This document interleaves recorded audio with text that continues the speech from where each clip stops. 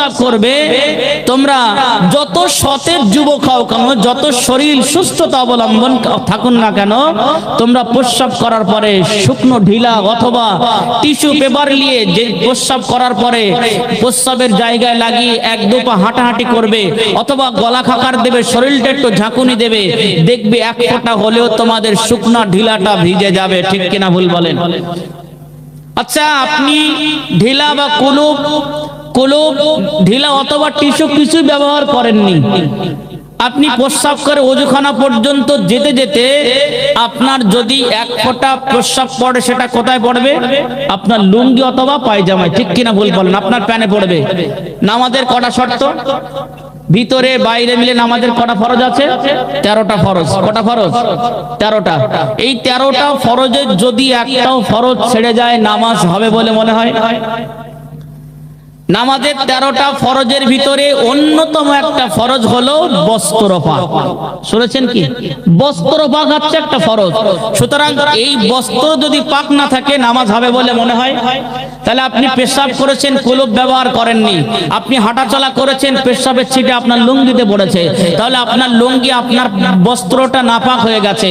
অথচ নামাজের 13টা ফরজের ভিতরে বস্ত্র পাকও একটা ফরজ। তাহলে আপনি পেশাব ছিটে লাগার কারণে আপনার নাপাক অবস্থায় আপনি ওযু করেছেন, ওযু নাপাক অবস্থায় করার কারণে আপনার ওযু হয়নি, আর ওই ওযু করে নামাজ পড়েছেন, আপনার নামাজ হয়েছে বলে মনে হয়? ওই নামাজ পড়ে আপনি সুদ খাওয়া বন্ধ করবেন, ওই নামাজ পড়ে আপনি বদমাইশি বন্ধ করবেন, কোনো গ্যারান্টি আছে?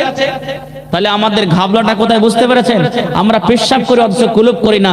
আমরা বলি না ঠিক আছে, অথচ আপনি জায়গায় দাঁড়িয়ে একটু গলা খাকার দোয়া, বিশেষ করে যারা জিন্স প্যান্ট পরে, এদের কোশ্চিন কালে ক্লিয়ার হয় না।